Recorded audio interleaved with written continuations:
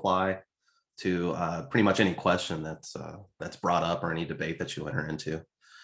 Um, that's I kind of want to poke at that, probe it, figure out if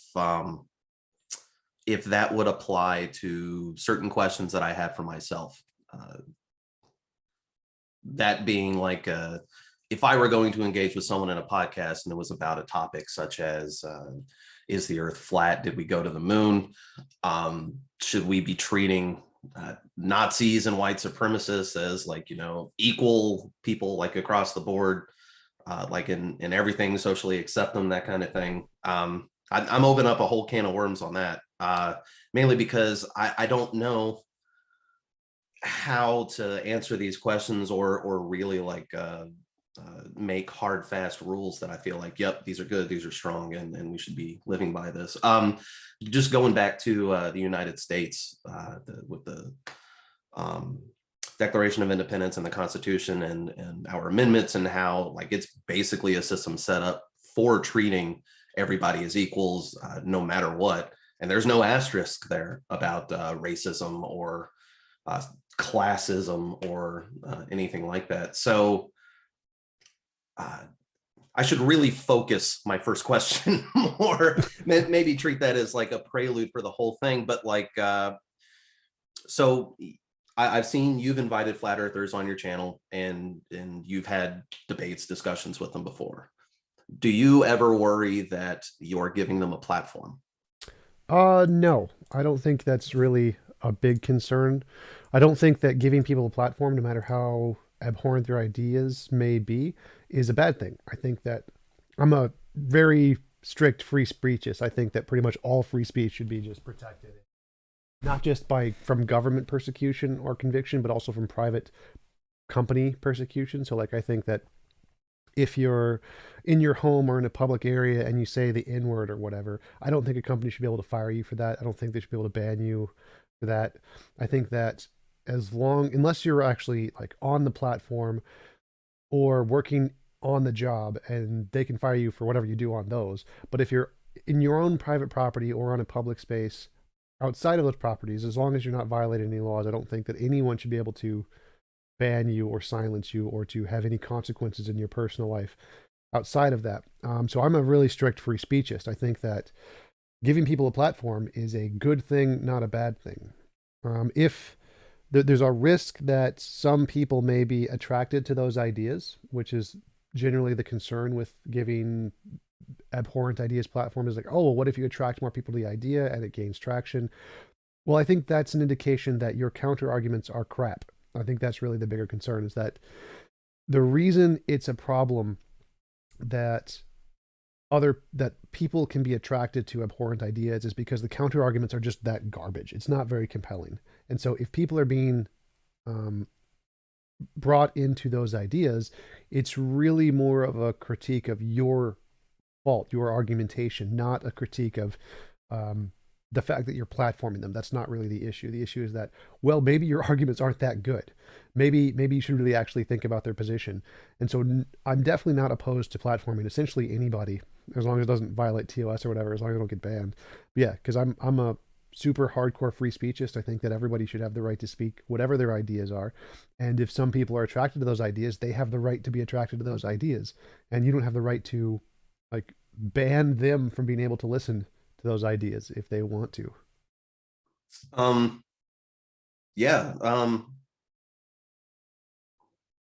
So I totally agree with you. If somebody's acting under the banner of a company or representing a company, and then they're like sharing some kind of ideals that I guess the company doesn't want to be associated with, then yeah, like if somebody's in the line of business of PR and they're going out there and they're dropping the N-bomb or something like that over and over while representing the company, I think that makes sense. What do you think about the idea, though, of the company basically being treated like a person with rights? So if they chose they didn't want to be associated with an employee anymore. I mean, I guess there's that goes to the whole idea of what is it, at will employment, Yeah. where they may not even need a reason to fire you, they just can. Yep. I don't know if that's at will or whatever the opposite of that is. What do you think of companies wanting to do that? I mean, should they have the ability to do that, even if the reason isn't good? I mean, yeah, I think that there's definitely a gray area where employees may be damaging to the company, but not in like a very obvious way, and so you don't need a very specific reason to fire them or whatever. But and you can companies could abuse that for sure and say, oh, we're firing this person for this unspecified reason, not because they said something we don't like on Facebook or whatever. But I think if we just put it in like black and white terms, I don't think it should be okay for a company to fire someone based off of what they said in public. If they're firing Mm, them for some other reason, like, oh, well, we don't want to associate them, or maybe they smell bad when they come into work or whatever, or they just have bad work habits, I think that's completely legitimate. But I do think there has to be a specified reason. I do think that a company can't just say, I want to fire you because we want to fire you. Like, causes problems at work, is annoying, those kinds of things are legitimate reasons. Holds up the supply chain too slow, those are legitimate reasons. But there can't be like, because they can do the same thing, like if someone's African American and they don't want to employ an African American, they just, we're going to fire you for just some indiscriminate reason and have it just be mm. hidden racism or whatever. So I do think the company does have to provide some sufficient reason to fire someone, uh, to make it legitimate, not just fire you for whatever reason they just feel like. Right. Um, the first instance I can think of where someone was fired for something, and I wondered, like, well, should that have happened? Is Don Imus when he was talking about one of the college's female basketball teams. I think he called them nappy headed, and like that was just like, nope, you're fired, goodbye, gone. I can't think of anything before that where it almost seemed like a knee jerk reaction. That actually seems that instant seems more understandable now, maybe through the lens of 2021. But I don't know if that's because I'm just getting accustomed to cancel culture. Can you think of anything before the Don Imus one, or uh, Oh, there's the Jordan Peterson incident. There was the Peter Boghossian incident. There was oh, the guy who worked with Peter Boghossian. I forgot his name.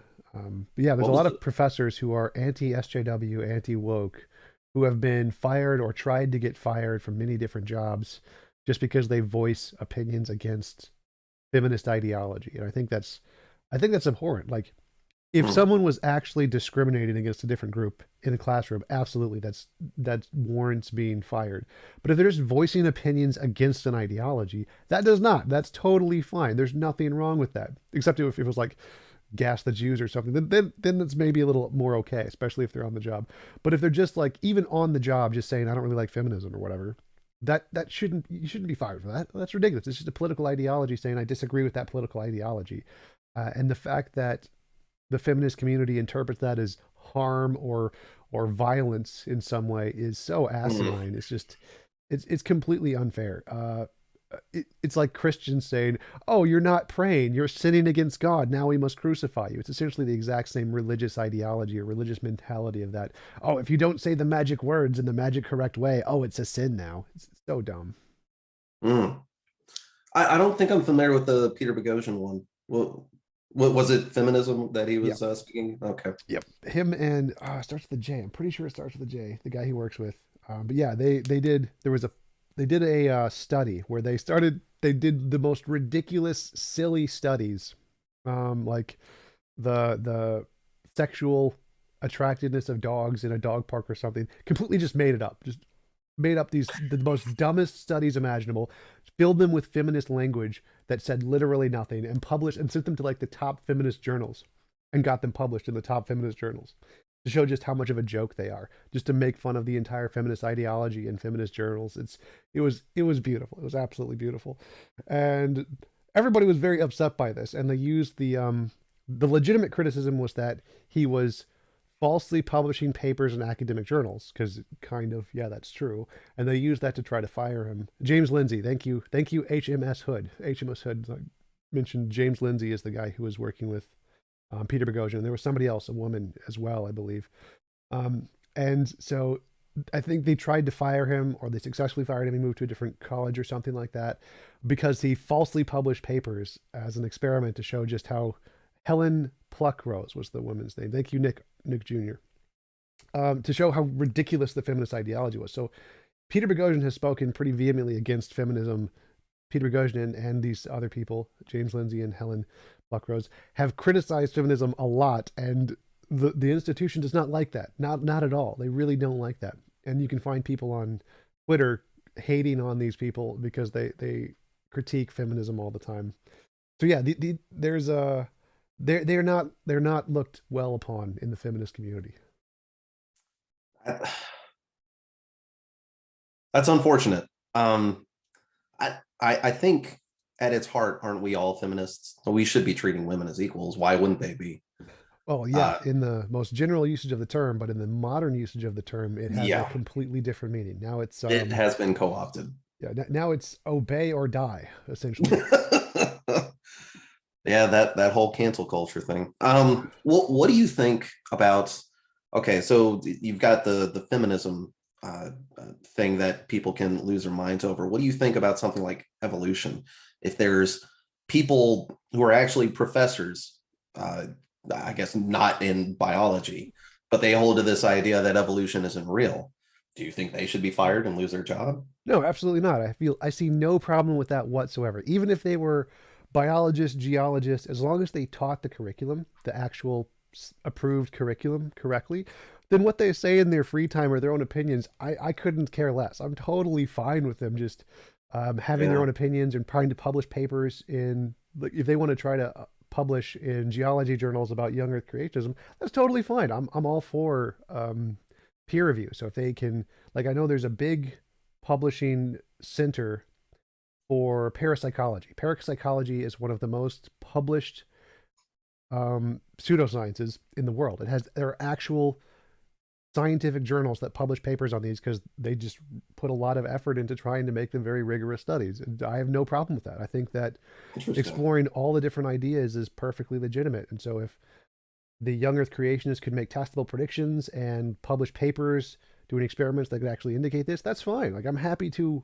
investigate these. I'm happy to have these tested. It would be a cool thing to do. And I know that it's like this is a good way to make progress in an ideology is that you have it criticized. Like, I know that in debates, the best way to learn how to debate is to have someone tell you you're wrong.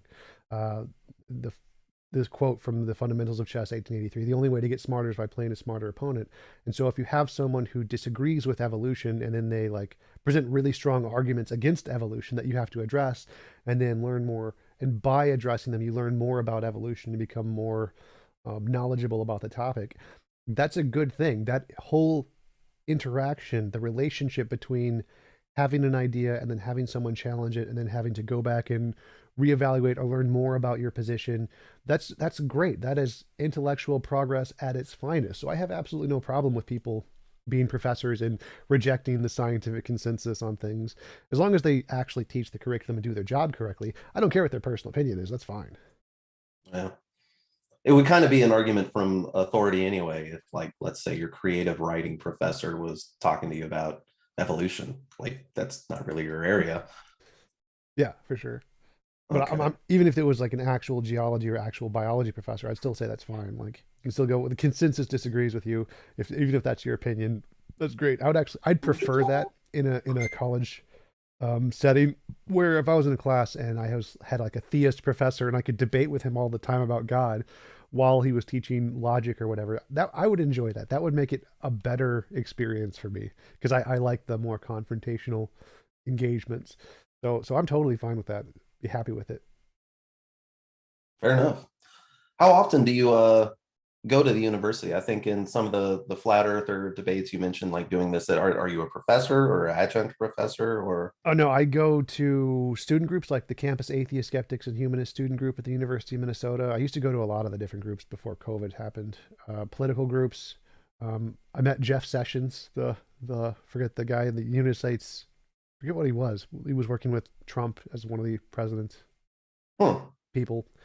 And I met Dinesh D'Souza, big Republican guy, because I was going to the Republican groups, the Democratic groups, and the Libertarian groups, and they would all invite speakers, and you could meet them and talk with them and do questions. I went to the philosophy club. I went to a bunch of dance clubs and stuff like that too. So, yeah, I was just going to. use it as a student group thing, and I go usually once every week or once every 2 weeks now because there's only a few groups that I go to after COVID. But I used to go all the time. I did like audit classes a long time ago at the universities. But yeah, so I go once or twice every few weeks. What kind of classes would you audit? Philosophy stuff. Okay. Not So It's not worth the degree. Like getting the degree in philosophy is a complete waste of money, so don't do it. Fair enough. I was actually exploring that.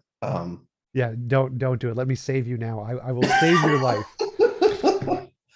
All right. If I were to go audit some classes, though, which classes would you say are the top the top choices? Uh, I guess like logic or the Greek philosophers or Well, I would go more towards modern philosophy. It's usually like the philosophy 2, philosophy 3 classes, so skipping the introduction to philosophy because philosophy is mostly just teaching you the history of philosophy, which is kind of useless. It's not like who cares. What you want is more of the modern philosophy and what are the current progress in philosophy is. What are the current distinctions and things that are taken seriously in the field? What's the current consensus? What are the current papers being published on these different topics? Moral philosophy, I think, is a good one. Moral philosophy and ethics. Legal philosophy, I think, is a good one. Um, Critical thinking, if they offer any critical thinking courses, are fun. Debate, if they have debate courses, those are great. But yeah, all of the history of philosophy, garbage, waste of time. Don't go to them. interesting. Okay.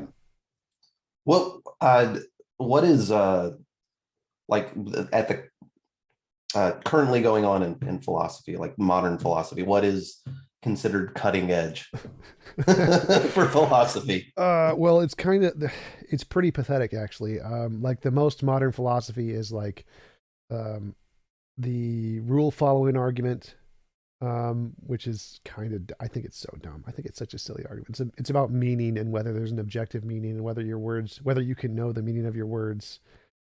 It's a very interesting syllogistic form. So it has the way the argument is presented, the conclusion follows from the premises, and the premises seem all sound and true.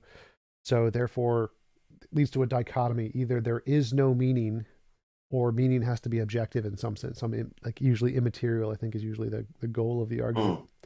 And uh, I think, I mean, obviously, I think the argument's dumb. It doesn't make any progress in anything, but it does use the form of logic in a very interesting way to present what seems to be a very strong argument. And I think that is a good thing to learn how to spot because it's the ability to form an argument in such a way that it's compelling, even though it's complete gibberish and garbage, is something that we need to know we can do. We can take logic and make it, it's not a perfect indicator of truth. So we can make an argument that looks perfectly valid, perfectly sound, and be completely stupid. And understanding that that's possible, understanding that logic isn't really the end all be all metric to determine what is true or what is knowledge, is a good thing to learn. So that would be one of the things. Another one would be like Alvin Plantinga, Evolutionary Argument Against Naturalism, his work in epistemology, Reformed epistemology, Properly Basic Beliefs. Those are modern philosophy. Also all garbage. He's considered to be one of the, he's like a theist. He's one of the world's leading theist philosophers. And he's considered one of the top philosophers in the world right now. And if you just look at his magnum opus work, it's such a joke. Like this is what philosophy is. Like really, this is what philosophers take seriously. Mm. So, I mean, I don't think modern philosophy is doing much. It's kind of garbage. But the slightly past philosophy was really good. The Manifest for Scientific Image, the different distinctions between like uh, what's going on in the world, what's going on in our mind, how do we like Quine's Two Dogmas of Empiricism, criticism of the synthetic analytic distinction. Those kinds of things are more interesting. So the slightly past philosophy is really good. And I think the most important thing in philosophy is the distinctions. I think the goal or the purpose of philosophy is to distinguish or differentiate between different kinds of ideas in our head, essentially, classes of thoughts, classes of um, conceptualizations. And so looking at like the synthetic analytic distinction, the a priori posteriori distinction, phenomena noumena, Frege's sense reference distinction, um, those kinds of things I think are the best that philosophy has ever done. The most progress they have made is in making these distinctions between different kinds of conceptual ideas, and then by knowing what class of your idea fits into, you can then analyze its relationship to other things and what evidence you would need to support it and what it would require to become justified, those kinds of things. So knowing the class of your ideas, or knowing how to identify if an idea is presented by an opponent in a debate or whatever, how to identify which class of ideas that fits into, and then knowing, because it's in this class, here's the arguments I can use against it, here's how I counter it, here are the problems. I think that is the most useful thing philosophy has provided. Certainly seems to be what you get the most use out of, since you spend so much time debating. Yeah, for sure. The modern philosophy stuff that you were talking about, I can think of an analog to engineering. You can design something on paper, or even a 3D model, and you can think that you have absolutely everything figured out, but that doesn't necessarily mean if you build it, it will work. Yeah. I mean, the Tacoma Narrows Bridge is always a favorite in engineering classes. Like, yeah, they built a bridge. It seemed like it was great. And then the wind started blowing, harmonic resonance, and then it Yep. shook itself apart. And then there's the one where like there's the people would all start to walk on the bridge and do the left to the right at the same time, and it would go. I forget. There was the bridge in Britain, I think, where they built the bridge, and people were walking across it, and they all started to like synchronize their steps right and left because it was swaying just a little bit, and so then every single person on the bridge would step once to the right and once to the left, and the whole bridge would then sway back and forth. That was absolutely hilarious. So they had to like close it down and reinforce it to stop it from doing that. I have to look that one up. I don't think I heard of that one. And then there's actually another one I remember. It was where there was like a 3-story building and they had a 2-story reinforced glass like walkways, and they were held up by a single steel support, a single like I forget what it's called, like the metal steel wires that are like wobbly, not like a steel beam, and they were all chained together with single bolts. And so even though the bolts were each rated at the correct weight for one of the platforms, since it was all single bolt, they added up cumulatively, and so the weight on I think it was the bottom one actually couldn't hold it, and they calculated it wrong or something, which caused the whole thing to collapse, which is one of like the deadliest engineering accidents in the world. Wow, how do I not know about this one? I'm gonna have to look that one up. Millennium Bridge is the name of the British bridge. Norfolk Iceny mentions that's the wobbly bridge one. Okay, awesome. So you said you met Dinesh D'Souza. Yeah. He's another one who sort of got hit with cancel culture. I think he's usually mentioned as an anti-Semite. I don't know if that it is true or not. Do you think? Well, actually, are you aware of the reasons he was canceled? I looked at it a long time ago. I don't really remember what they are anymore. Yeah, I know. I watched. I know he was convicted of like tax fraud or something, like where he donated too much money to a campaign illegally and he had to go to prison for it or something. I thought that was pretty funny. What's your take on lobbyists? It's definitely a scam. So I know that lobbying, it works too well. It shouldn't. It's just people going up and talking to politicians and saying, here's what my goals are. And then they give arguments and evidence and why it's important. And it compels the politicians, because politicians are idiots. They're stupid. And so they listen to the lobbyists and say, oh, that sounds intuitively like a very good reason. And so I'm going to be compelled by it and think, okay, so I should advocate for this position. People normally think about it as money in politics, like, oh, they're paying you money, so you're just going to accept any idea, which isn't really the case. Because I met a lot of the politicians here in Minnesota, the Senate leaders in Minnesota, Republican guy actually, which is incredibly ironic for such a hugely liberal state. But it's not like they give you money and you just accept any position. It's more like the money gives you time with them, and the time with them allows someone who's very compelling and charismatic and intelligent to present arguments which are very intuitive to people, and so it makes sense. So they are they're simply just buying time with the politicians to present arguments. And if you have a really compelling person, the arguments they present can convince politicians. They can convince you to accept this position. And so the fact that politicians aren't very well educated on the topics and can be easily convinced by other human beings with similar interests or who are very compelling is really the problem. The problem in politics isn't the money. The problem in politics is the politicians are stupid and that they're just compelled by compelling people and that they don't have like scientific backgrounds in these fields. And so they don't have any idea when someone's just blowing smoke up their ass, but just doing it with very eloquent words. And so I really don't see lobbyists as the problem. I see the problem is the politicians are just stupid and they don't have the correct education to be able to, or critical thinking skills to be able to push back on arguments that are presented to them by lobbyists, because they're more just like hanging out with friends essentially and talking with them and like, oh, that makes sense. That's totally a legitimate thing I should be concerned about to try to make the country or the state better. And so really the problem is making sure politicians, I think, should be trained. I think if you get elected as a politician, you have to go through a training course. Here's the science. You need to be up on the science. You need to be up on basic facts about the world.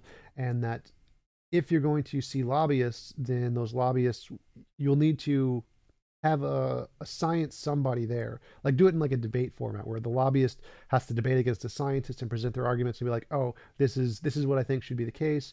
Here's why. And the scientist is like, no, here are the facts. That's stupid. And then I think it wouldn't be as big of a deal. So, but again, if you had to do that, then people wouldn't spend much money on it anymore because now it's less likely to be successful. And so that would contradict the whole point of lobbying, which is to give politicians some money so that they can advertise and get back into office. So it's a very vicious cycle that the reason people lobby is because there's no pushback. You can just convince politicians of pretty much anything if you have a very compelling person.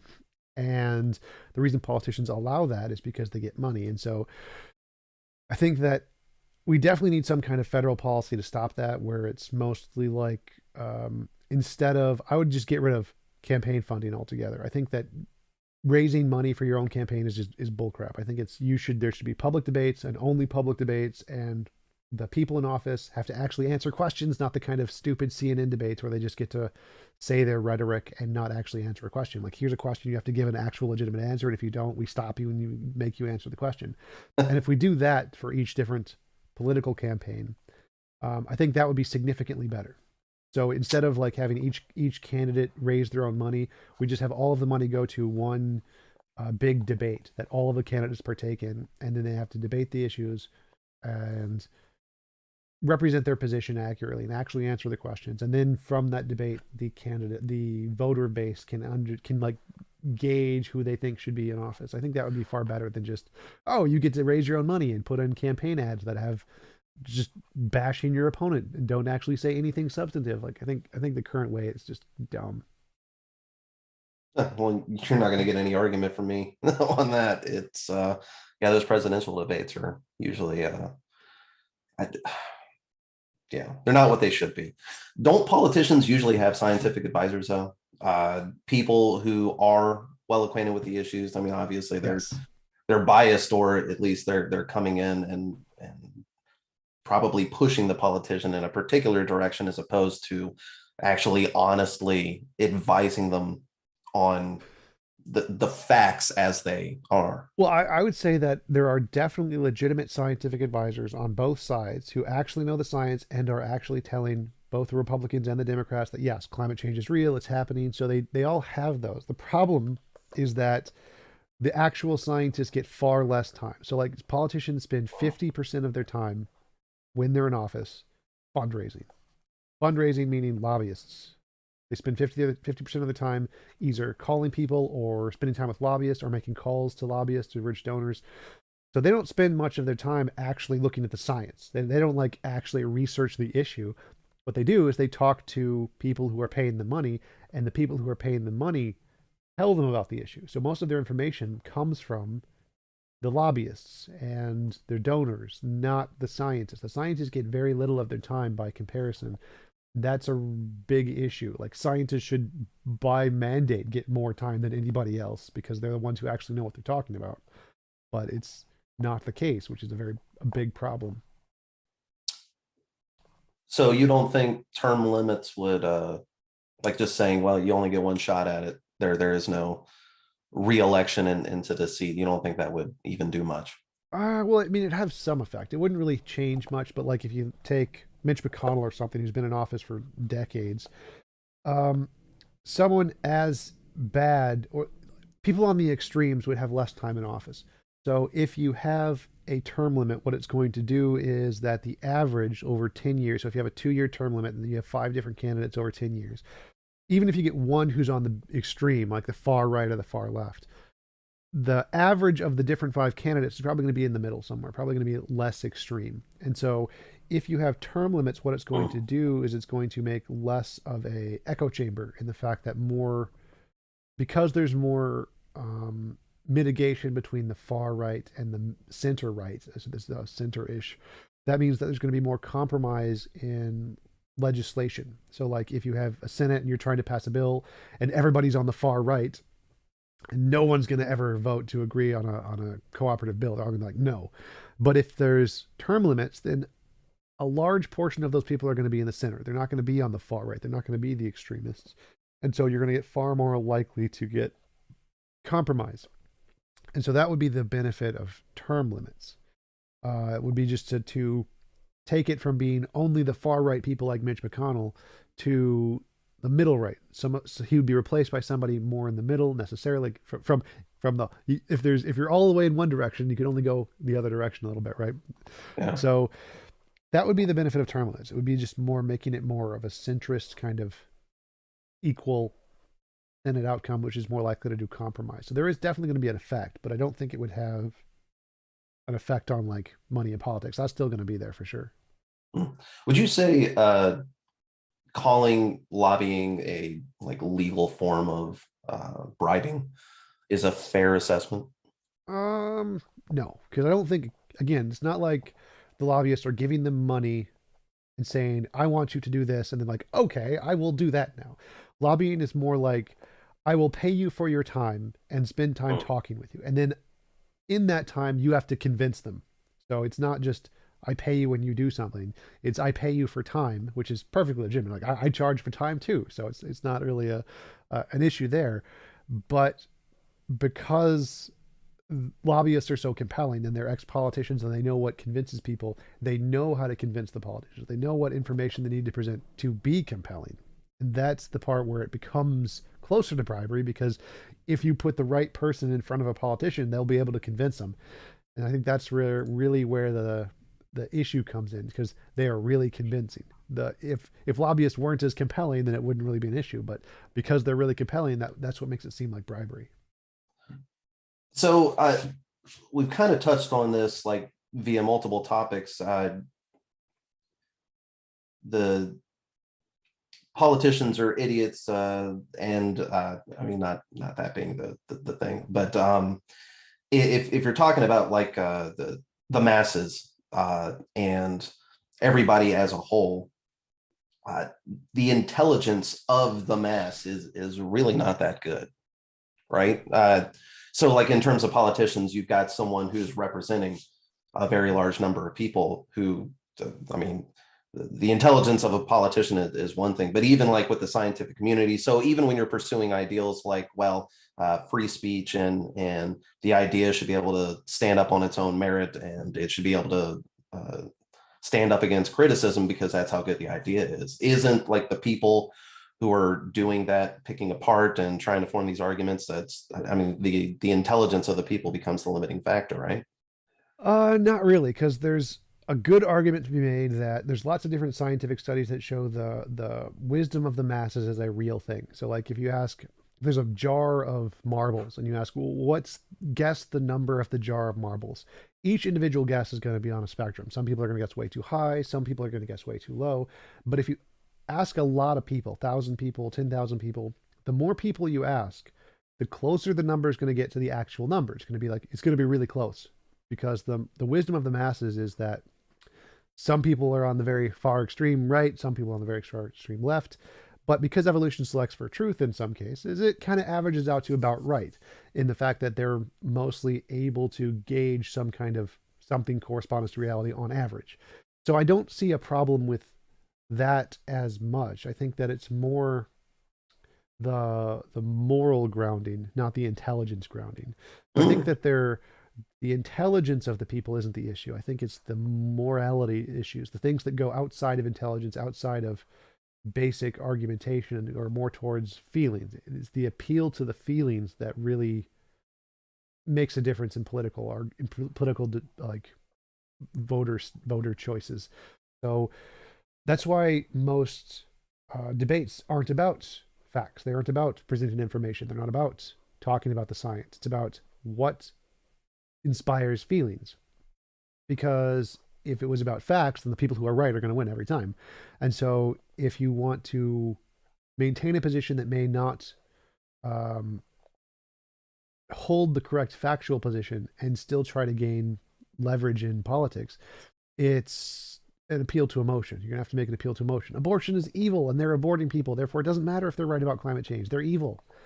And so I think that's more of the issue. The fact that people are affected by emotions and the emotional appeals, and the fact that it's not based on facts. If the debates and the political elections were based purely on facts, I think there'd be no problem with mob mentality. There'd be no problem with just appealing to the masses. They would average out being able to distinguish what is decently correct if we just had just facts and not feelings. But because it's based on feelings, that skews the facts in a very sharp way. The facts barely even matter anymore. Hmm. Interesting. Do you think that's what fuels cancel culture? It's this Feelings? appeal to emotion. Yes. Yeah. Yeah. Yeah. It's more, these are the evil people. They need to be canceled. That's the same. It's the same as Christianity and sin. Like, oh, they're the evil Satanists and we need to ban them or burn them or crucify them. It's the exact same thing. Feminism is just a new religion. Interesting. Do you think oh, this is like going to be pure speculation on our parts, but in terms of flat earthers, um, do you think that's what is the emotion do you think that is fueling their position?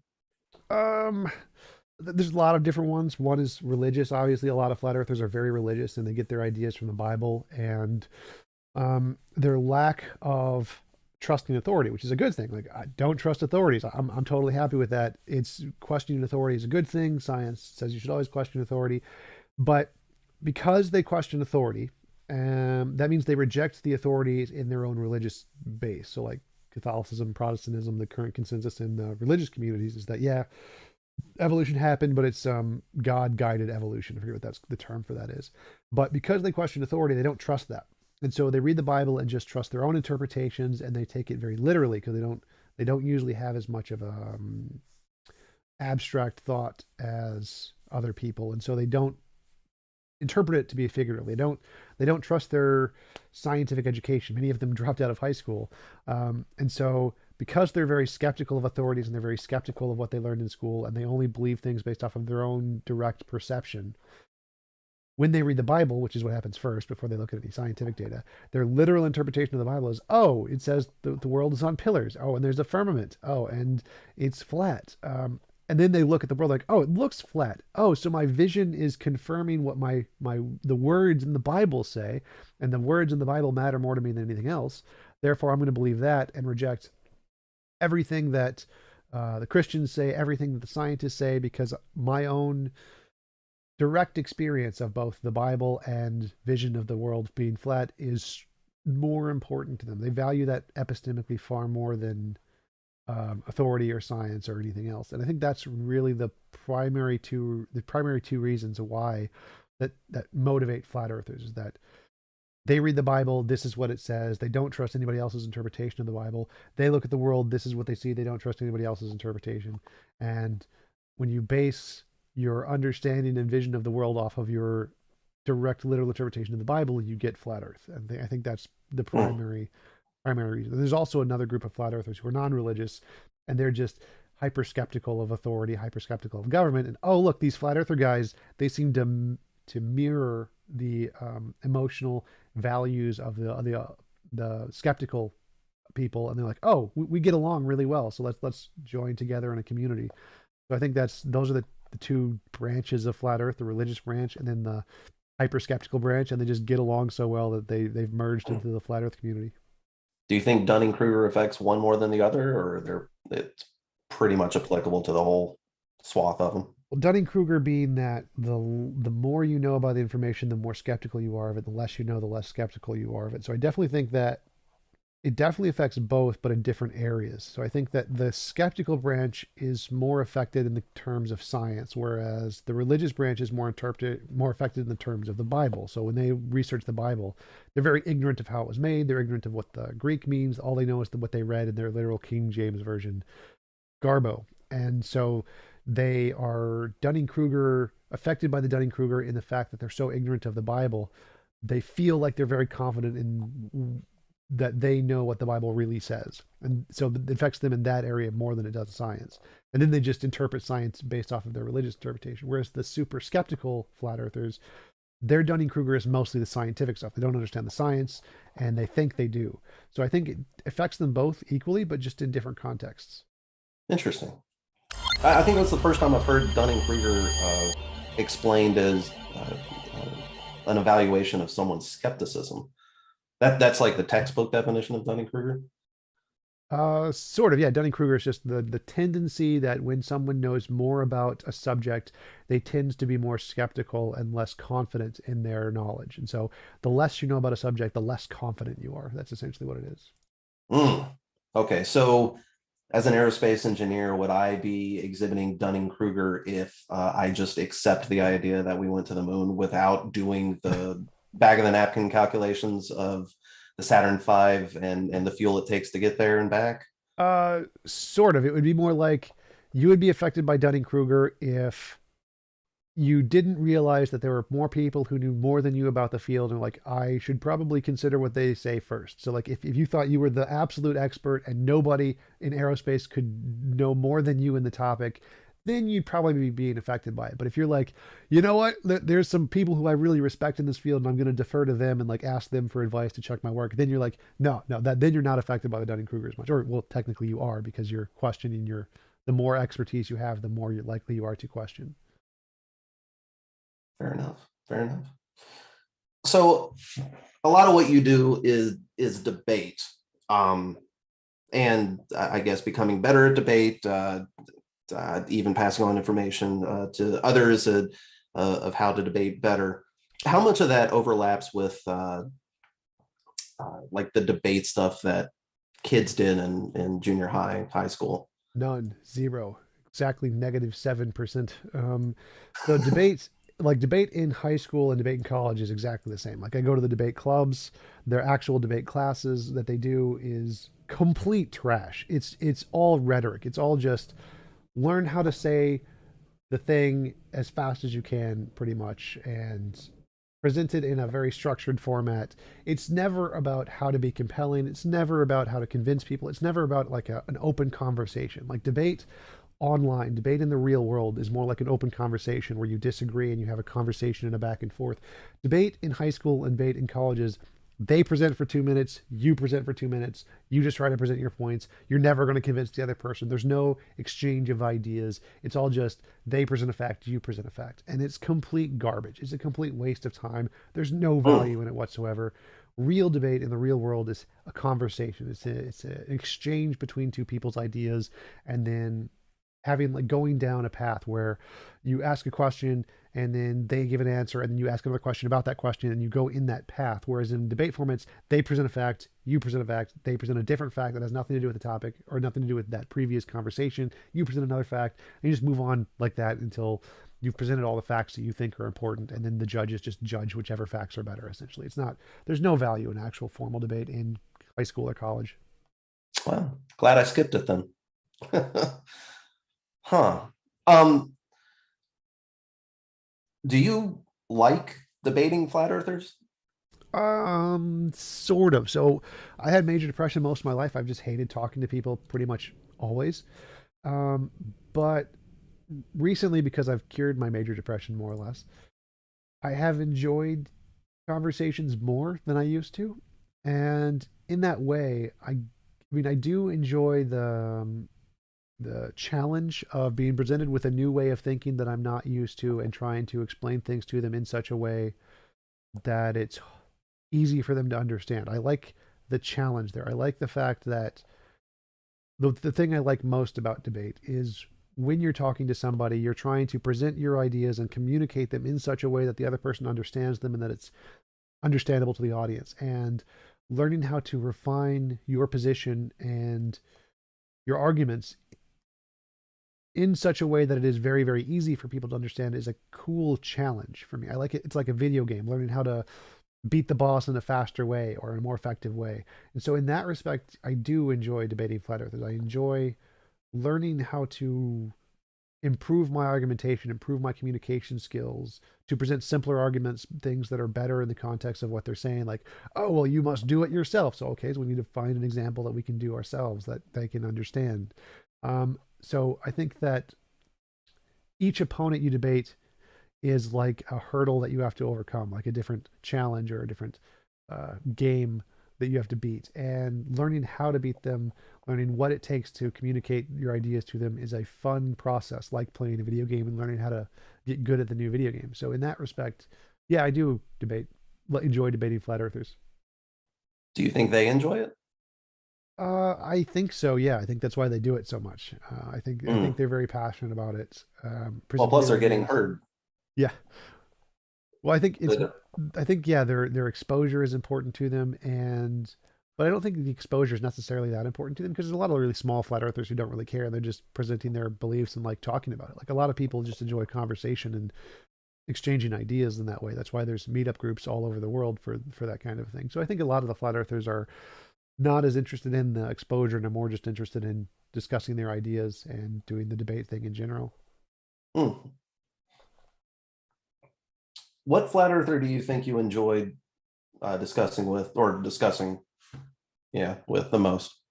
Probably the one I did last. I forget. I think was it on Fight the Flat Earth? It might have been. He was a really nice guy to talk to. Pretty easy going. Hmm. Wait, the fight the flat Earth guy? Like, no, just having a discussion with him. No, he was hosting a debate between me and some guy, Oh, or gotcha, this was a gotcha. debate between me and some guy. He was a very nice flat earther, very kind, very. He didn't interrupt. We actually exchanged ideas very clearly. I don't remember what his name was. I don't. It was hosted by somebody else, but he was a nice Yeah. guy. He had like a little beard kind of a thing going on. But yeah, the ones that were pleasant are the ones I enjoy the best. Like the Nathan Thompson ones, not so much. That's because it's just a yelling match. Those aren't as fun. Entertaining though. I yeah, he probably does himself a disservice. It's unfortunate that things have to devolve into ad hom so much. Uh, I always thought your approach of getting a radio and bouncing radio waves off the moon was very interesting, very creative, and something that they could do. Do you think any of them have actually tried to do it? No, definitely not. I mean, because their goal of debating isn't to actually learn. Their goal of debating is to. I mean, well, maybe that one guy might actually try to do it. I don't think he has enough money to, but he might have tried to do it. Everybody else is like, no. All the other flat Yeah. earthers are mostly just there to debate, not to actually change their own mind. Which I don't think there's a problem with that. I don't think there's a problem with debating without the intention of trying to learn.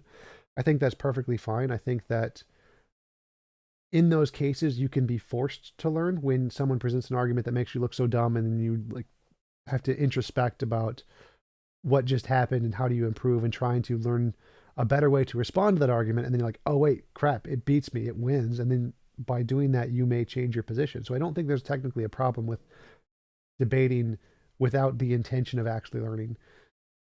But yeah, I don't think any of the flat earthers actually have that Do you think intention. that ever happens like in the debate where someone has to stop and think and they'll actually go through that process? Yeah, it definitely happens. Like it's happened to me a few times, like where I learned about fallibilism and certain arguments. And like in my first debate with Rob Coons, I was not as confident in my argumentation, and then I had to go back and think about all the things that we talked about. And during the second debate, I did far better. So it definitely does happen for me. And the better you are at debate, the more likely you are to introspect about what you said and try to improve it in that way. So I think the better a debater you are, the more that will happen. Hmm. Okay. Can you think of any other experiments that a flat earther might do that could make them stop and think maybe the earth is round? I mean, what Jeranism did in that documentary with the two boards with the holes in it, and it was at night lifting up the light. Uh, I mean, that's something people can actually do. Uh, I mean, I don't think so. I don't think any experiment that they see is going to convince them on Earth. I think that their conviction with the fact that they look at water and it looks flat is so strong that that experiment is so much simpler than all of the other ones. It's going to be hard for them to question that with a much more complicated experiment that's harder to conceptually understand. So, in order to convince a flat earther, I think you're going to have to take them to space. I think that's pretty much what's going to have to happen. and any flat earther who does go to space and comes back and says, "Yep, the Earth's round," he becomes ousted by all the other flat earthers. NASA shill, paid money. Yep. uh, seems like I don't know that like the self defense mechanisms are built into the position that. Oh, but that's the case with all ideologies. All ideologies are um, have that kind of mechanism. There's a defense mechanism just built into human psychology of that. If your beliefs are questions because of confirmation bias, you first try to discredit the information or interpret the information to be a support of your already existing belief. So that's just a feature of human nature. All beliefs are like that. It definitely happens in religions a lot and strong convictions a lot. Whereas things that are like, what is the distance to the moon? 250,000 miles? No, it's 230,000 miles. Like, or whatever. That's fine. I don't care. So strongly held beliefs all have that feature. I don't think that's something that's unique to flerfs. Fair enough. What would you do if someone said, uh, science tells us there's only, or there's between 100 and 400 billion stars in the galaxy? Well, that number is like the discrepancy between 100 and 400 million is so big, science can't tell us shit. Yeah, I definitely there's it's hard to say that um because we have a I forget what it's called, the plus or minus thing, the error value, or what the something of error. Margin of error, Margin of error, or yeah, that's it. Margin of error. Because we have a margin of error, science knows nothing. Well, that's clearly false because it's giving us some amount. It's saying it's somewhere between here and here. Like if I point in that direction, say Texas is somewhere in that general direction, plus or minus 1,000 miles. Like I'm still getting part of the direction right. I'm eliminating like 99% of the other alternatives. So it still gives us something. So it's just, I think it's they're being too strict with what they count as knowledge. Like saying you must have an exact number or it doesn't count as knowledge. Like, no, you don't. You really don't. yeah, I don't know. I was blindsided by the comment. I don't know. I couldn't think of a compelling rebuttal. But being in engineering, it's like, well, that there's a magnitude there. There's such a huge difference between 100 million and 100,000. That's 3 orders of magnitude. That's I don't know. Yeah. I debate's not something I've ever studied up on. Philosophy is really just something I've fallen into a little bit these past few years because I've gone down this rabbit hole of watching all these YouTube videos of I guess flat Earth debates. But um, yeah, I don't know. Growing up, when I went to high school, I went to a pretty decent school, so I was surrounded by a bunch of people that did well on tests. Like just everybody uh, uh, did super well on those standardized tests. I just thought that it didn't occur to me that like, no, we were well above average. The average really does like kind of terrible at these things. I went to college and that just became even more. I was an higher level bubble of I guess intellect. But then when I went out into the real world and I started running into real people, like with a job and then all the other different fields, areas, and things like that, I realized, wow, I was sheltered. Uh, do you ever have those moments where you might interact with other people and you think, do you ever get worried? Like the progression of mankind, like I don't know, maybe we're a collection of idiots and it's a freak accident, we've done this well this far, or Not exactly, because I think that it's just basic evolution. It's that there's a large spectrum of humans, and the successful ones get selected for, and the unsuccessful ones get selected out. I think that's kind of the point of evolution, is that it just creates a random spectrum, both good and bad, and the bad ones die and the good ones survive or thrive. And that's just a thing. That's just how evolution works. So I'm not concerned by it. I don't, that's kind of like the intelligent design argument. Oh, look, how could we possibly survive with all of the stupid things? There must be some intelligence guiding this. Like, nah, I think it's more just that's how nature works.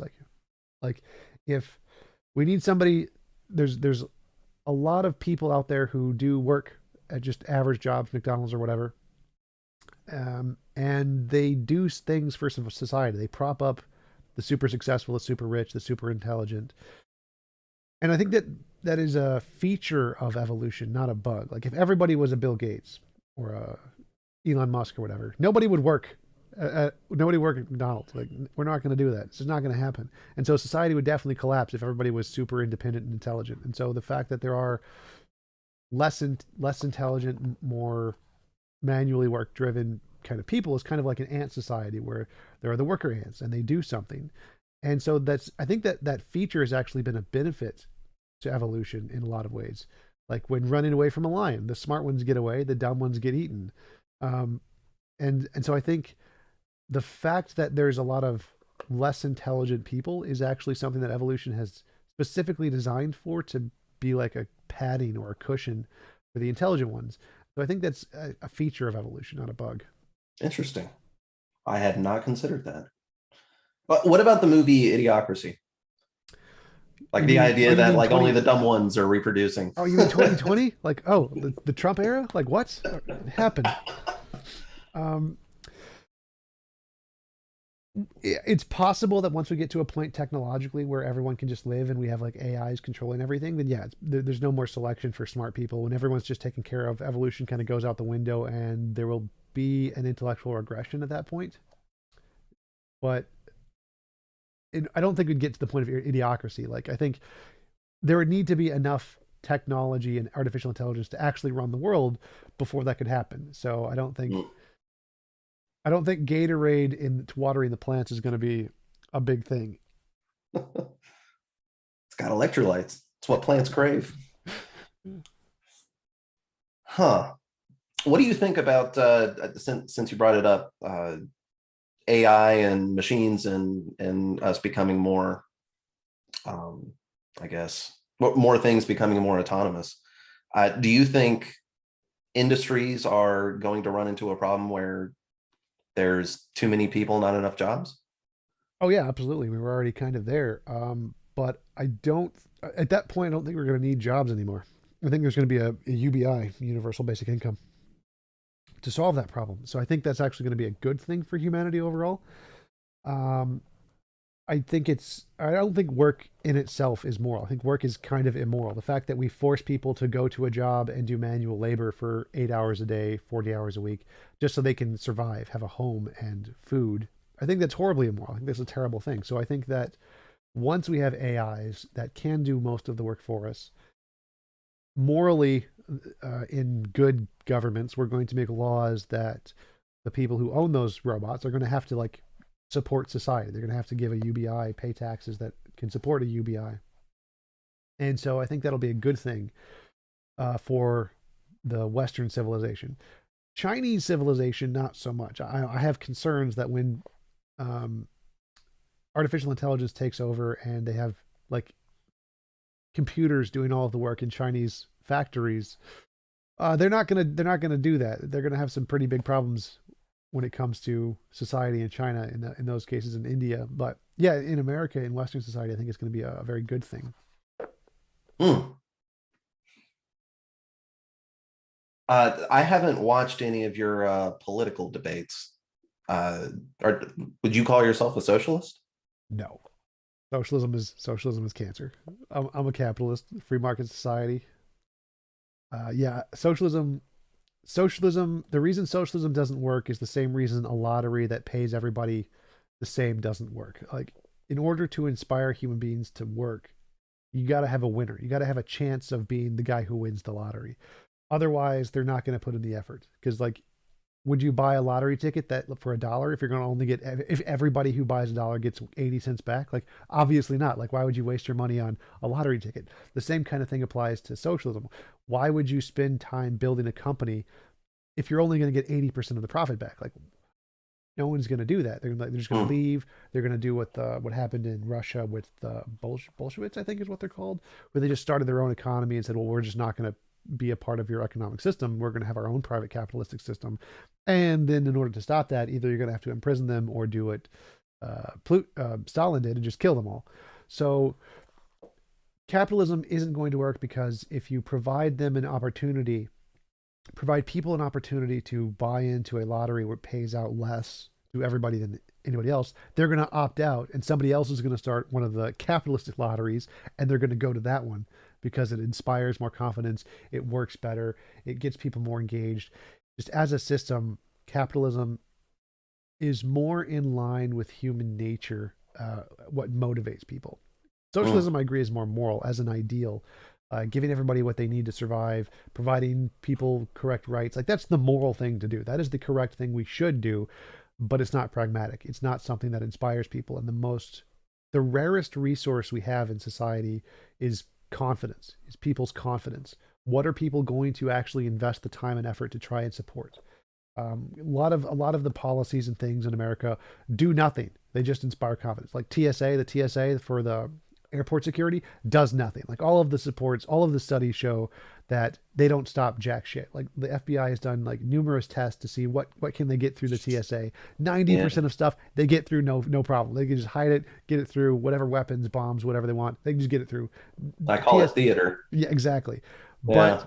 the TSA had a huge impact on the economy. Like, back before, after 9/11, there were huge concerns about safety issues. Introduced the TSA. The amount of money people spent on plane tickets went up significantly, like 400, 500%, like overnight, because they were now confident. They felt safer. And so, even though the TSA did nothing, it made people feel safe. And so, that feeling of safety is hugely important economically. It's the thing that drives the economy. And so, if you have socialism is like no TSA, and capitalism is like a TSA, does nothing, completely useless, wastes a ton of money, but makes people feel very safe. Interesting.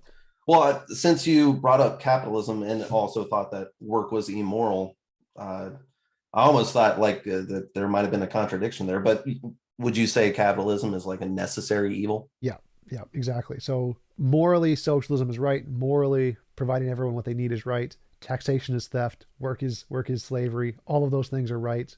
But pragmatically, because we don't have the technological means to overcome those things, we need to accommodate human nature and make sure that we provide systems that inspire confidence and get people to actually go to work every day and actually want to spend money on the lottery of capitalism. And because if they don't, then society collapses. So yeah, it's a necessary evil because of human nature. And once we get the technological AIs to do all of the work for us, then we'll do away with capitalism, go into socialism, UBI, and that'll be a far better world. Hmm. The Star Trek world, right? Yep, the Star Trek world. Um, I've heard capitalism expressed in an analogy like people at a poker table. And just because of the system of capitalism, like whoever the biggest stack is, they just end up becoming bigger and bigger and bigger until they like wipe everyone out. Do you think that analogy holds? No. So we can look at billionaires. The top billionaires across time change regularly. They lose their position all the time. They stop being billionaires. They lose their money. It's a very rare group of people actually stay in the richest group because there's always some new invention. Somebody else takes over, whatever. They die. Their kids take over. Their kids aren't as good at it. So there's lots and lots of examples of people losing their spot as the richest people, or losing wealth, losing their grasp of the economy. So it's very hard to stay at the top, extremely hard to stay at the top. Obviously, wealth normally increases in families because you put money in stocks or whatever, as long as the economy holds up. But the overall wealth represented by income doesn't matter as much. What matters is the technology. So if we look at the average home today and the average home 500 years ago, there's a huge difference. Like I would much rather live in a poor person's home today than a king's home 1,000 years ago. So because the technology is increasing, the wealth, the life standards, the living standards of every human being is being increased, even though the wealth gap may be increasing. The living standards of every human being is increasing. So what's more important? Is it the wealth inequality, or is it the living standards of every human being? I'm going to go with living standards every time. I'll be like, yo, nope. The fact that we're improving lives, even though this system is unfair, even though the system promotes huge wealth inequality, it benefits the quality of life of everybody significantly. So this system is unfair, it is corrupt, it is evil, but it's better, but it works. It works to improve everyone's lives. And so I would rather have that than a system that starves people to death, that doesn't inspire confidence, that causes lots of war and requires somebody in charge who's going to kill everybody who disagrees to make them all get in line and do the socialism thing. A system that works and is unfair is better than a system that doesn't work and is fair. Wow. I'm gonna have to think on that. That's that's interesting. It sounds like I would be very hesitant to call it patriotism, but it seems like you do think the system that America has is pretty good. America's not a great example, but it wouldn't. It's like saying, forget the quote. The politician says democracy is the least evil political system we have, or the is terrible, but it's less terrible than everything else. So the way to think about political systems is the vast majority of political systems will kill everyone. Any political system, there's lots of political systems that can cause starvation, lots of political systems that can cause economic collapse. Most ways political systems could be will kill everyone. Most political systems that could possibly exist are all terrible. So anything that works, anything that keeps society alive is a good system. It's better than the majority of systems. So right now, the capitalist system in America is better than the majority of systems that killed everybody. That's the basic starting point. So the risk is, when trying to change a political system, is if you change it to one of the bad ones that kills everybody, that's something you want to avoid. You desperately want to avoid that. This is where conservatism is justified. They want to say the current system works to some extent. It doesn't work well, but it works. And so if we change it, we're risking making it one of those kill everybody systems. And we want to avoid that. So we want to make small changes and not make big changes, because if we want to notice if it's going in that direction and stop before like we do something huge, like implement single payer healthcare. And then if we're already in that system, then we're in trouble because we can't like dial it back. So the whole point of conservatism is that there are a lot of political systems that kill everybody, a lot of political systems that are terrible, that'll destroy the economy, and we want to avoid that. The vast majority of political systems are that way. They're really bad.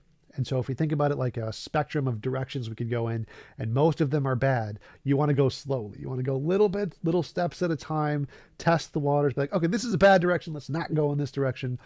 And whereas liberalism is like, well, we look at the current system and think about how could it be better. And we want to make the big changes to make it better as fast as possible. But that doesn't take into consideration the fact that, well, if we go in the wrong direction too far, everybody dies. So we want to go slowly, go slowly with conservatism. So if you understand the political landscape in that analogy, where most systems are death and bad and we don't want them, then where we are currently, no matter how bad it is still better than the vast majority of systems. So it's like the quote, the democracy is the least evil of all the evils, or whatever. Or capitalism is the least evil of all the evils. It's a good system compared to all systems, even though it's still very evil and immoral in and of itself. It's still a better pragmatic system than the vast majority of other possible political systems, which will all fail. And so it is fair to say that capitalism is a good system when comparing it in that way, even though it's still very, it's not nowhere close to what a really the best political system would be in the future. Hmm. Would you describe yourself as a Republican or a No, conservative? I'm a left-leaning centrist. So I'm like most current political systems are mixed economies where you have a large portion of capitalism with some government-funded stuff, socialist stuff like firefighters, roads, building roads, healthcare reform, all those kinds of things. So I'm totally fine with a mixed economy. I would not be fine with socialism. Straight up socialism, not good. Mixed economy, totally great. Happy with mixed economies. So like Norway, Denmark, Sweden, Iceland, Germany, all of those places have good political systems for the most part. I'm not a big fan of open borders. I don't like that idea, but a lot of I like mixed economy. So I'm definitely a left leaning centrist, not a Republican. How would you define open borders, and what is it about that that scares Uh, you? well, I don't know how to define it. I would say merit-based immigration is the best base. So merit-based immigration is the one that is the correct one, letting people in who are likely to benefit the economy, likely to intellectually grow the system, to create jobs, to do things to benefit the people who are here, rather than to be possibly a burden on the system. So people who take more social services than they provide back are not a good kind of person you would want in the country. Because if you take too many of them, that puts a burden on the system that we could be using that money for other things to benefit people who are already here, who are already growing the economy. And so, regardless of whether or not you think anybody does that, the idea, the type of person who would be a burden on the economy is not someone who you would want to immigrate to the country. You would want people who are going to be a benefit to the economy. And so open borders, because it doesn't restrict the kinds of people in as much as it should, is bad for that reason. We want to have merit-based immigration and have the people who are the most qualified enter the country and not just anybody from X region. Well, what about like a situation where we're taking in refugees? There's obviously no evaluation of merit there, right? It's just these people are in trouble. We're giving them safe harbor.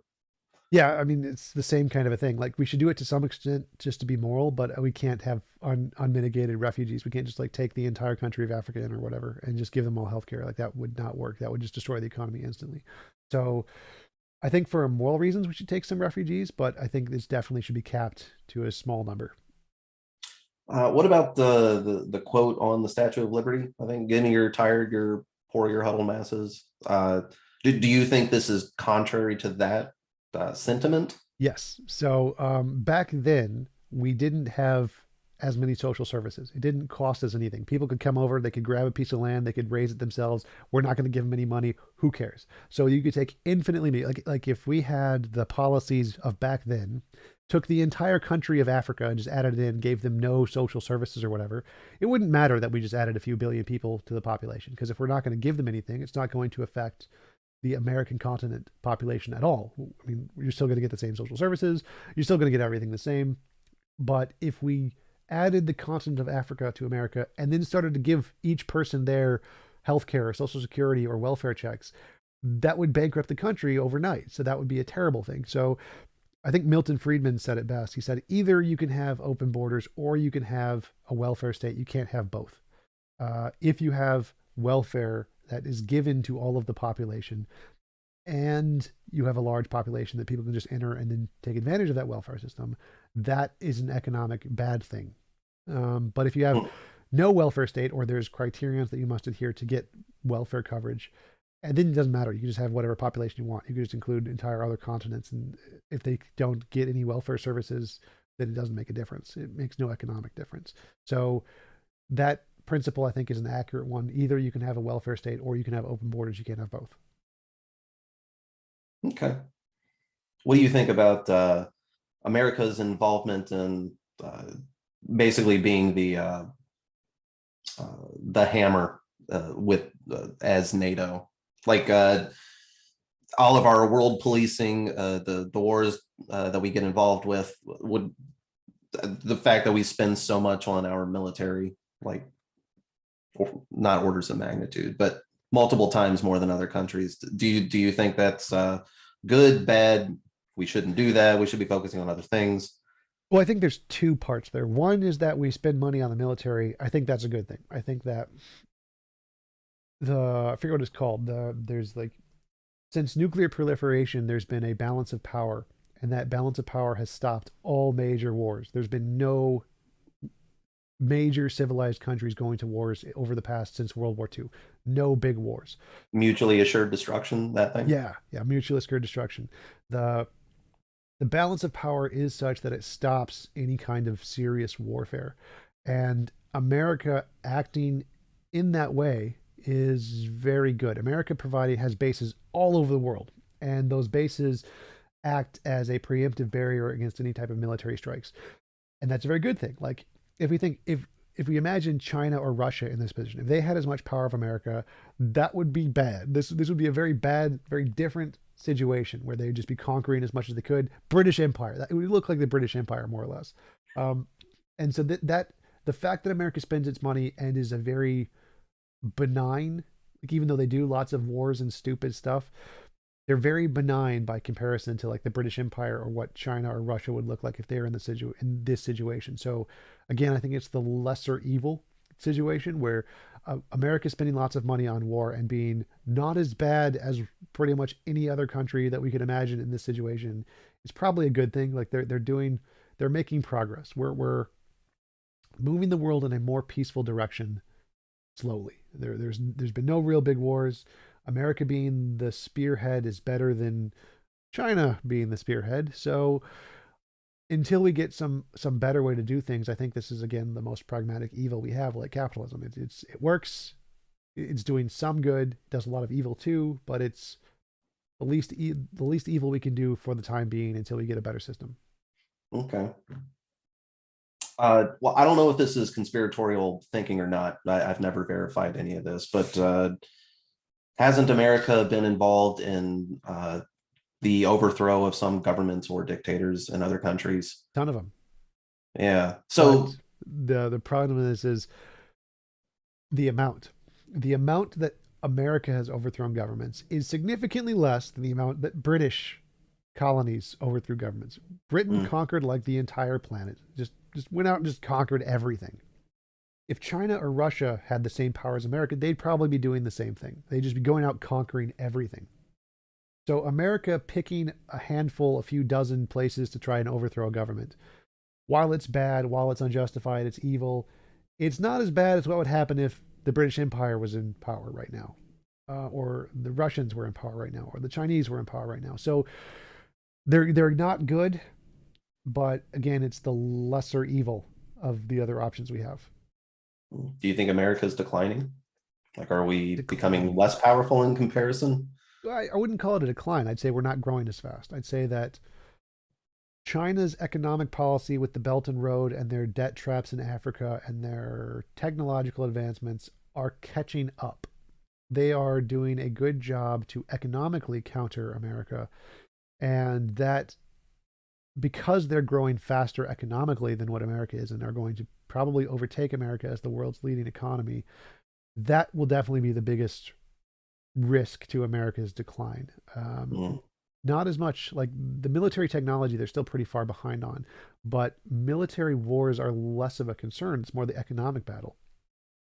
China has realized that going a military route isn't going to be very successful because of mutually exclusive destruction. There's no way to really win in that. You need enough to defend your country against some attacks, but you're not gonna like conquer the world through military means anymore. It's not going to happen because of nukes.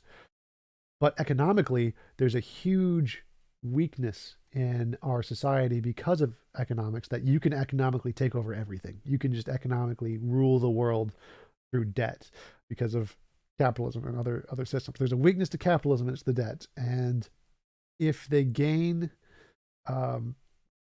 enough economic control, then yeah, that could definitely be a huge threat to America, to safety, to everybody in the world. And so economically, yeah, we're losing a lot of ground. Not sure what we can do about it either. Do you actively try to buy things made in America? No, Or I don't care. okay. I want my Chinese cheap shit that doesn't cost anything.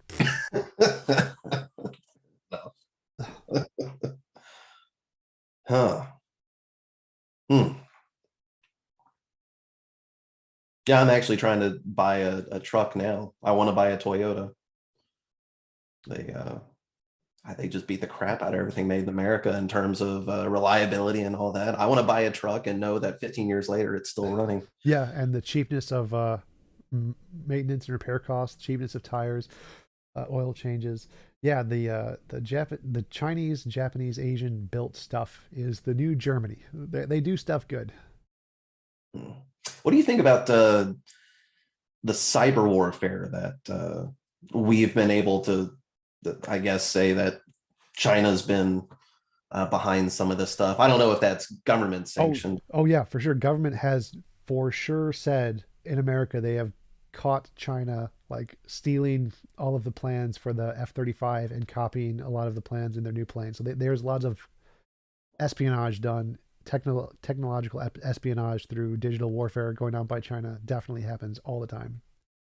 Um, Again, not sure there's anything we can do about it. It's just since it's Hmm. not like they're not coming into our borders, they're not launching anything. We're not going to start a war over it, even if they're stealing the most advanced war technology in America, the F-35 stuff. We're not going to like go to war over that. We're not going to risk lives. So I don't know what we can do about it. The technological warfare is such a gray area on what is until it causes enough significant damage to justify actually going to war. We're probably not going to do anything about it. Hmm. There was that one incident where they shut down the pipeline. The Russian hackers shut down the pipeline. That was pretty serious.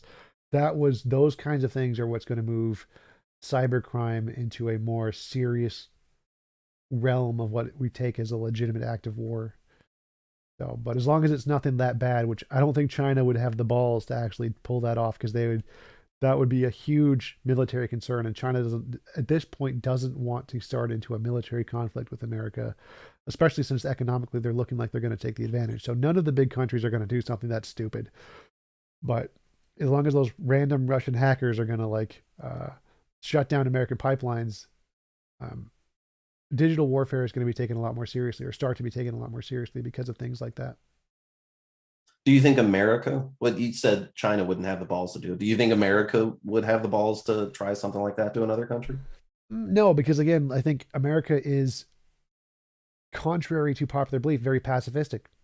That like we don't take as many aggressive actions against other countries as people think. Like compared to what China would do or Russia would do or Great Britain, the old Great Britain would do, what America does is significantly pacifistic by comparison.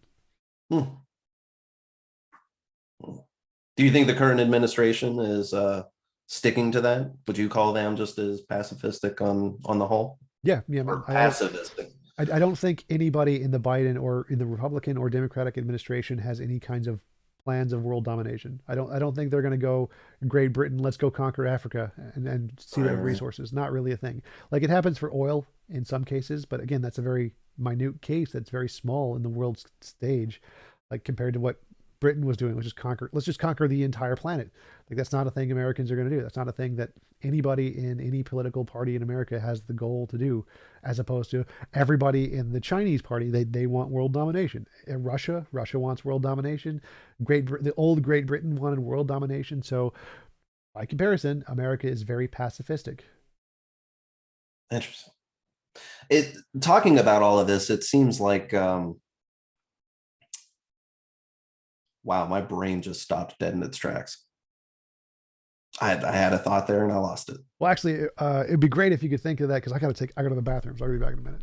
Fair enough.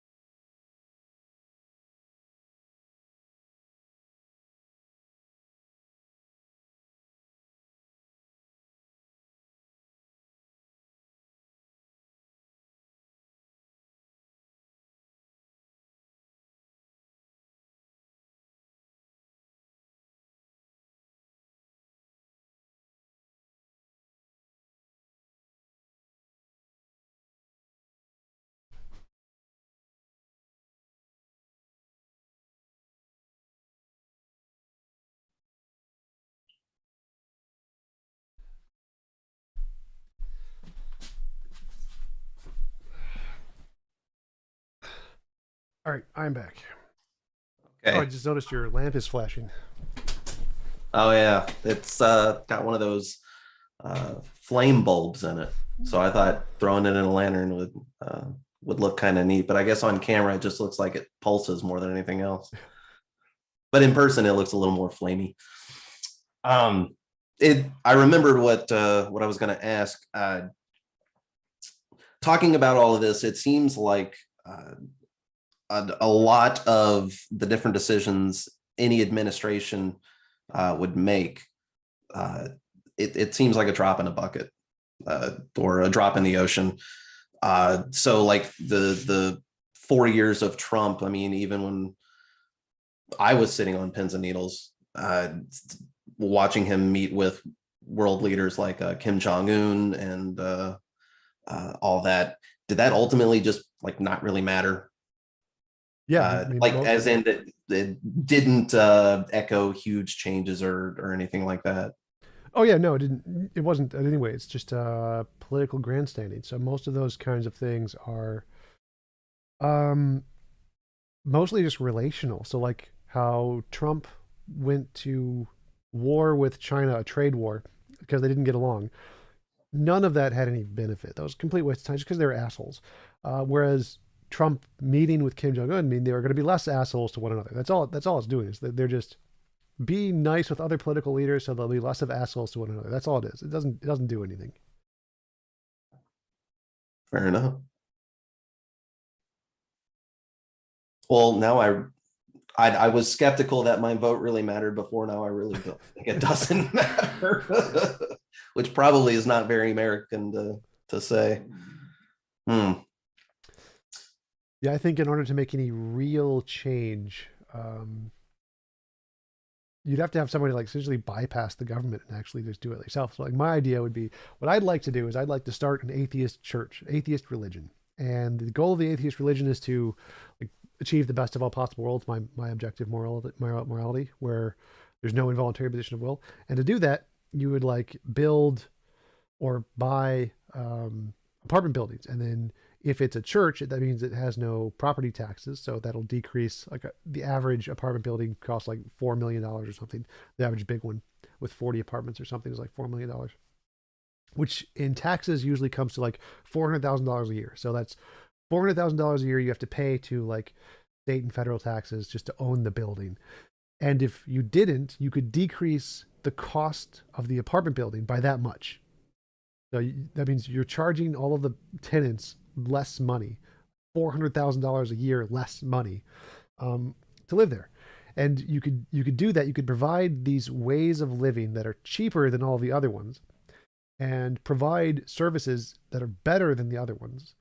And by doing this, you could show or demonstrate that there's a better system than the American system, and that would be more likely to inspire real change. Like if you could provide a better standard of living than the government can, that'll get you more political clout than anybody else. You could say, let me run for government because I actually decrease the cost of living for people. They don't. They're a bunch of useless idiots in politics.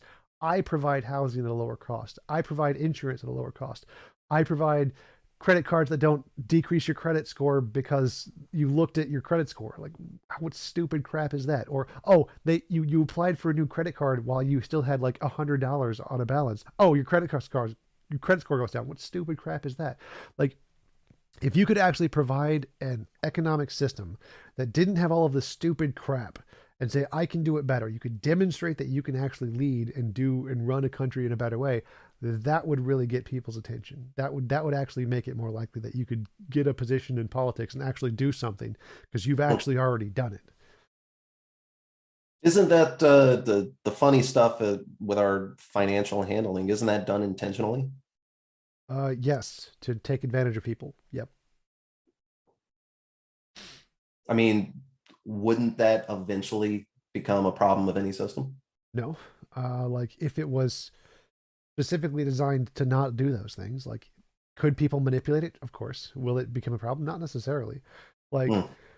the point is kind of who's in charge. Like if it was somebody like me who has a best of all possible worlds model, here's what we're supposed to do, don't take advantage of people, even if we can make money off of it, then yeah, we're done. You're not going to have that issue. You'd only have that issue if someone who was corrupt got in charge and like, oh, I want to make more money, so let's skim people out of money through this way. That's really cool. Like just making their making their credit score go down if they look at their credit score, which means they're not going to look at it as much, and so they're not going to pay as much attention, which is a problem. Or like the government, even though we know what your taxes are, we're going to make you do your own taxes, so that you're going to report anything we didn't notice, and we're going to make more money off of the poor people who don't report stuff, even though the rich people already know what they can and can't, don't have to report. So it's such a scam, especially in the tax case, because if you're poor, you're more likely to report things you don't need to report. And if you're rich, you're less likely to report things you don't need to report and more likely to get out of reporting things you should report. And so it just, that policy that every individual has to do their own taxes ends up benefiting the rich and taking from the poor, which is not good. And adding to that whole wealth gap, right? Yeah, I mean, I don't care. I don't think the wealth gap is a problem. I think that the standard of living is a problem. I think that taking away from people's money that they require to live and increasing the cost of living, that's the real problem. The fact that this policy takes away people's money needlessly and takes away from and adds to their cost of living, that's the problem. Whether or not, I don't care about the wealth gap. I care that it's taking advantage of poor people and it shouldn't. Is there anything we can do about that? Yeah, make new policies, get a new president, elect TJump president. TJump will fix all of this. Are you running? Yeah. Are you announcing your candidacy? I can't actually. I'm only 33, so you need to be 35 to run for president. But maybe if I just get a fake ID at my local IHOP or something, then maybe I can run it. But yeah, do a write-in. Do a write-in campaign for TJump as president. That'll work. Interesting. I didn't know you were 33. Yep, just turned it 2-3 months ago, September 18th, my birthday. Wow, happy birthday. Thank you. You can send me a cookie. I accept cookies as presents. Presents are cookie presents. I guess circling back to what we first started talking about, debating, are we ever going to see different kind of debates topics from you? Like I don't know if these even happen, but like debates with white supremacists, KKK members, skinheads, Yakuza. That'd be an interesting one. What Yakuza? What is that? Yakuza. Yakuza. Japanese mafia. It's like, what? I don't have a jacuzzi? What? Yeah, Yakuza is really interesting because they actually provide a lot of services. They were one of the ones who responded first to the hurricane. So after the hurricane happened, they sent a lot of trucks and things to provide supplies for people in need. Even though they also do a lot of crappy, evil shit, they also do good shit. A lot more than like the American gangs who don't do jack shit. Interesting. So would you have a debate or a talk with someone like that on your channel? Sure. I don't know what we would talk about, but sure. Well, I didn't know what I was going to talk about with you. I mean, it was the flat earth thing, but honestly, I was just really curious on your take about platforms, providing platforms, being nervous about providing platforms to the wrong people. But I've certainly held the opinion that you expressed, that like free speech should be free. The ideas should be able to stand on their own merits, and if you can't argue against those bad points, there's a problem with your argument, not with your position. Yeah. But what if? So I was talking to what did he call himself? A recovering skinhead. I think he said something to that effect. He said if you're talking with someone like that and you can't show why their idea is bad, if you try and engage them in a conversation or debate or something like that and you lose, then you've only further reinforced their position and you've done more harm. And the better play there would be to just walk away. Would you agree with that? No. So again, confirmation bias is a thing. Confirmation bias means that what ultimately changes people's minds is very complicated and internal. Even if you're a really bad debater, you can still change someone's mind because it's about a lot of emotional things and a lot of internal things going on in their brain. And so if you're even if you're like the best debater ever, you present the best arguments against their position, confirmation bias can just make that be more cemented into their position. So I think that having those conversations and making them more public and getting better at them, having better conversations in and of itself is a good thing, regardless of whether or not you're good at it. It doesn't matter if you're good. It doesn't matter if you're bad at it. It's not, you're not going to convince them one way or the other, except in extremely, extremely rare cases, like 0.00000 something percent. So I don't think it matters that they could be more convinced or more solidified in their position. That's just how confirmation bias works. It happens in debates all the time. What matters is having the conversation, planting the seed, to use the biblical term, um, really showing the audience one way or the other what the best arguments are, and improving the arguments yourself. Like even if you're bad at a debate topic, having the debate will help you to improve. So I don't see it as an issue. I'm not concerned with this free speech thing.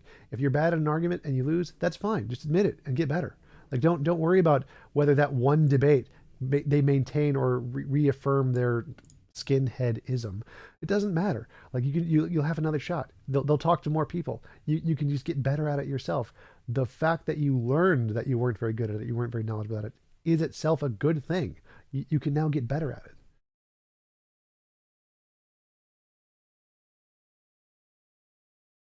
Okay. I'm just, I have to live that. I agree. I hope that's not like a pie in the sky kind of idea though. Like talking about cancel culture. I mean, it like let's say you're doing PR for this one company, you hold to these ideals, you have the opportunity to talk to someone with like very questionable morals or ethics or bad actions attached to their name, and the company finds out about it and they decide to cut ties with you. I mean, do we live in a system that works against holding to this ideal? Oh yeah, absolutely. The cancel culture thing, the reactionary mentality, the fact that you work for this company and they employ you, therefore this company must be evil. So we will just do a boycott of that company until they fire you. Yeah, absolutely. We do have a social system that is contrary to those values, which is why I would be for, if I was president, I'd be for free speech protections in public, um, and in your own private residence, that you're not allowed to say, or you're not allowed to be fired for what you say, or you're not allowed to be banned on social media for what you say, not on the platform.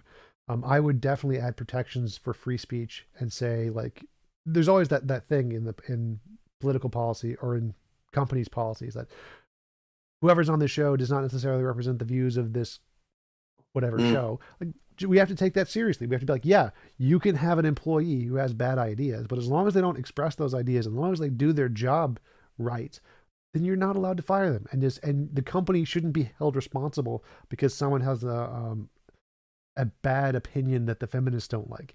So if someone is a white supremacist or whatever, and they're a mailman, you're not allowed to like call up the UPS like you should fire this guy because he has a bad opinion. Like, no, it's not the UPS's fault. You shouldn't be able to like boycott the UPS because they employ somebody. They can say this is not our fault. There's a legal policy that says we're not allowed to fire people. Like we need to have those protections for free speech to allow for more of those kind of values, that we should really protect free speech and not just protect it from government. Like, who cares what the government thinks? Like, as long as they don't put people in jail, the people who we should be concerned about are the average human beings who judge others for what they say, which is more often than not wrong. Like, they're mostly just making fallacious connotations between what the person says and their evil motivations, which aren't there.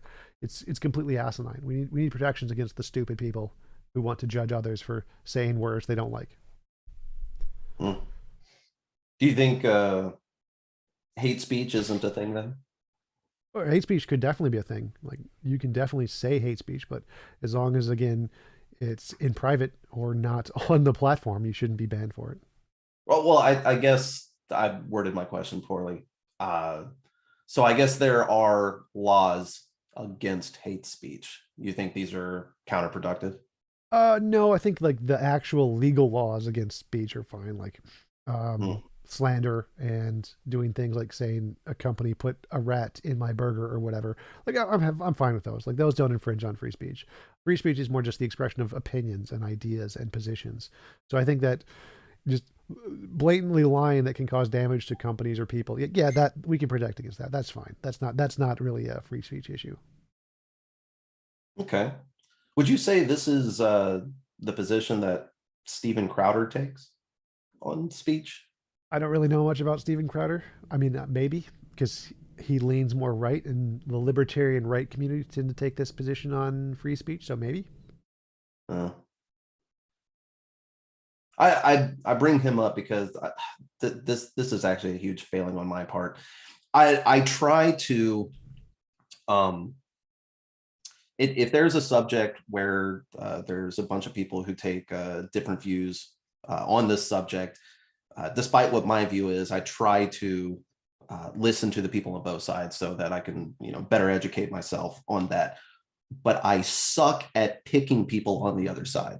So if someone were to ask me like, what's a good conservative person to like, listen to their ideas and things like that, I feel like I pick bad people like Steven Crowder, Ben Shapiro, Dinesh D'Souza. It's like I really need to educate myself better than this.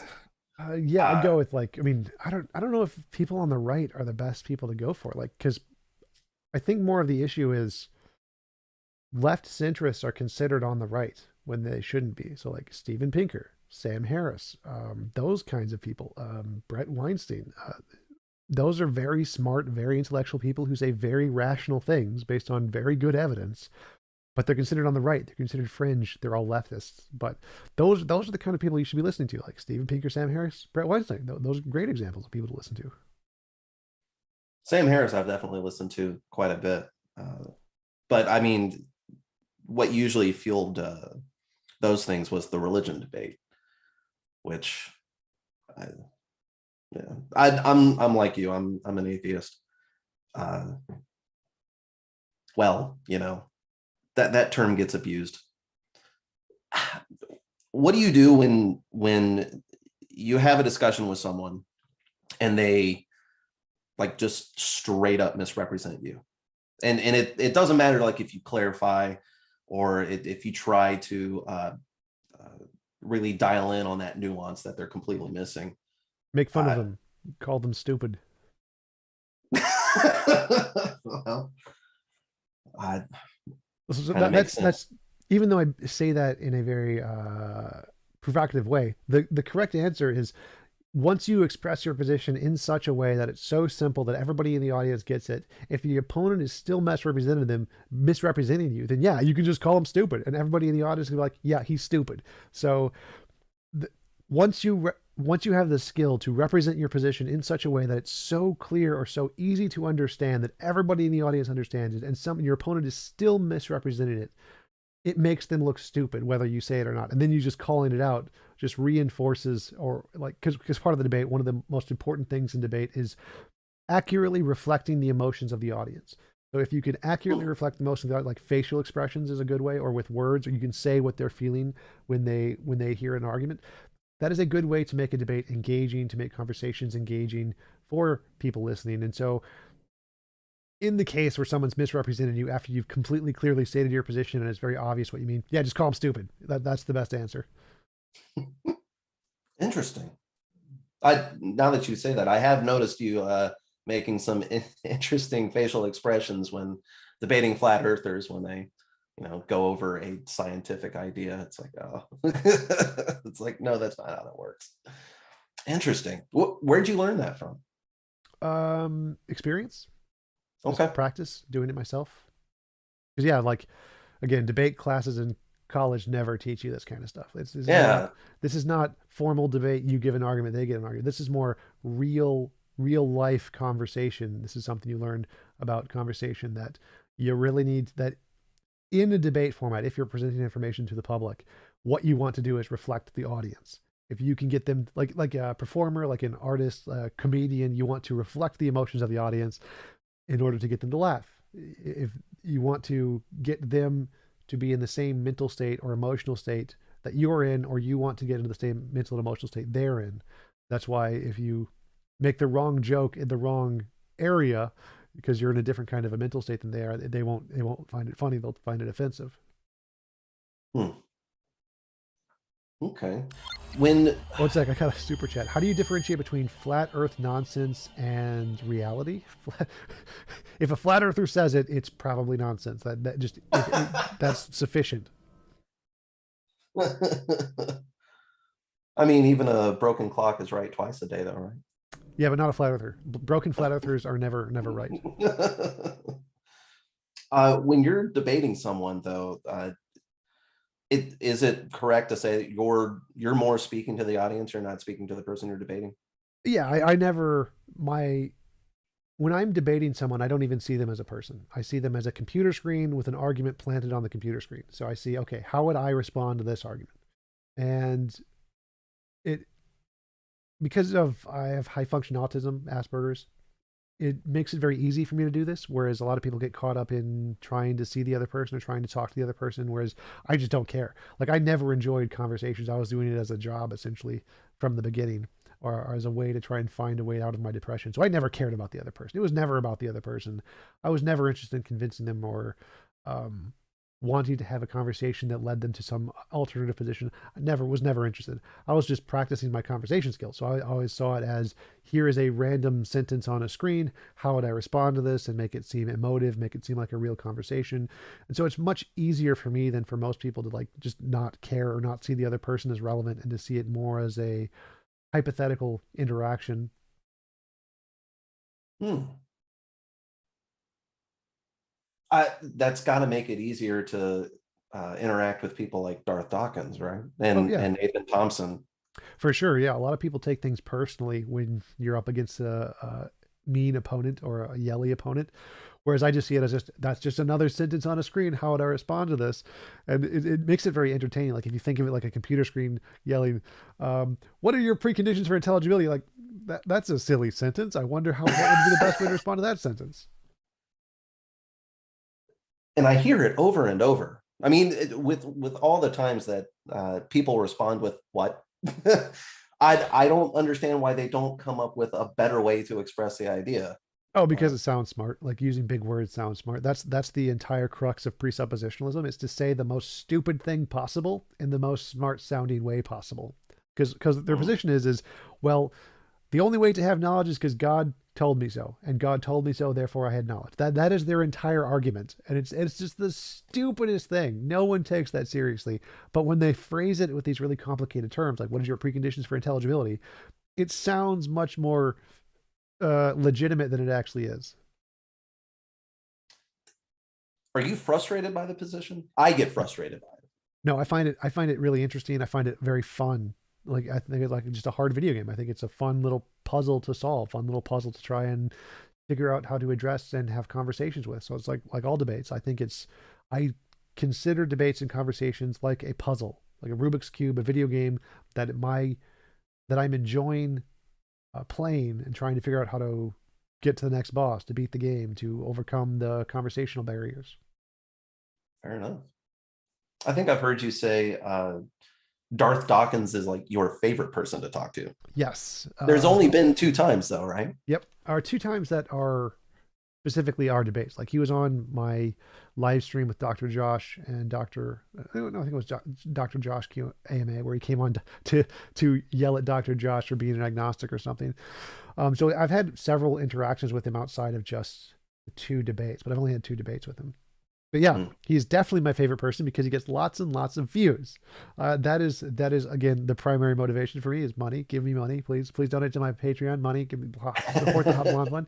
But yeah, so I think that the combination of the fact that it's an entertaining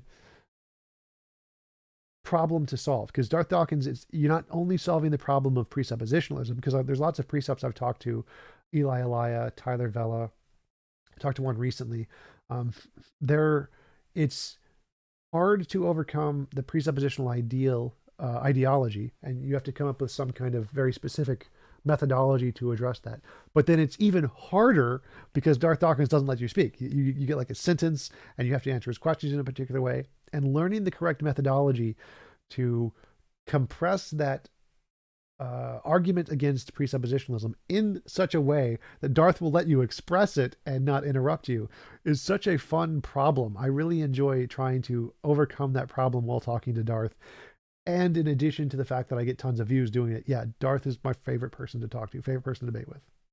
Who do you think's come the closest to like getting something out that Darth has had to like stop the script and then address?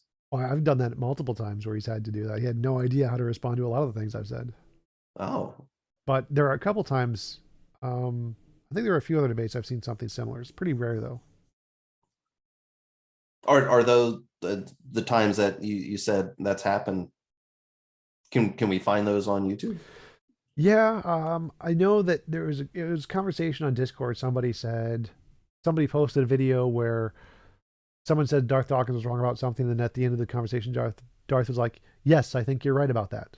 That was hilarious. Like that's not a sentence you ever expect to hear out of Darth's mouth. Yeah, I don't think I've ever heard that. Yeah, so that one was pretty funny. It's listed somewhere on my Discord. I don't remember where it is though.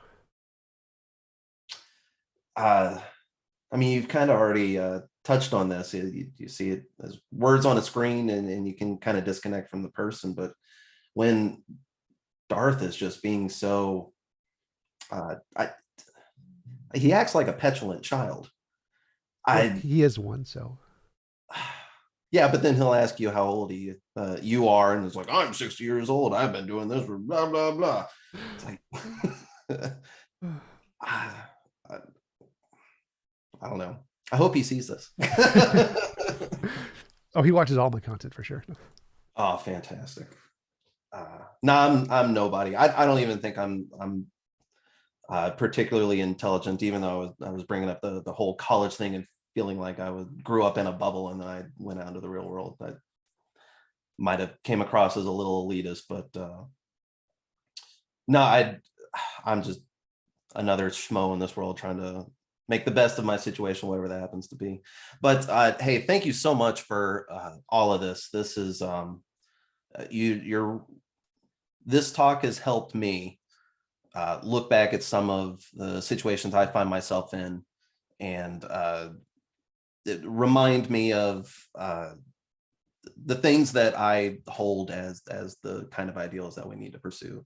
Free speech. So thank you. Thank you so much. Yeah, absolutely. It was a great time coming on. Really appreciate you inviting me. Great talking with you, and definitely love to talk to you again sometime whenever you feel like it. Cool. Thanks. Awesome. I will get off and go get some more coffee and